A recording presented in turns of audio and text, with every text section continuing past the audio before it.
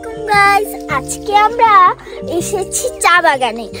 আর এই চা বাগানে এসেছি কারণ আমার হৃদয় মামার জন্য। আজকে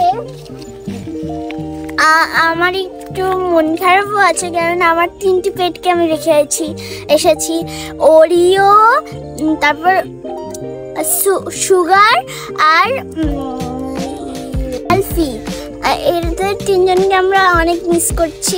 আমরা হেঁটে হেঁটে এসেছি আর মজার ব্যাপার হচ্ছে আমি আমার মামার কাঁধে করে এসেছি, তাই জন্য আজকে আমার কোনো কষ্ট হয়নি, আমার মামাদেরই কষ্ট হয়েছে।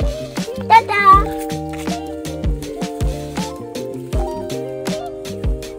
এদিকে আসো সবাই। তোমার কিছু বলতে হবে না।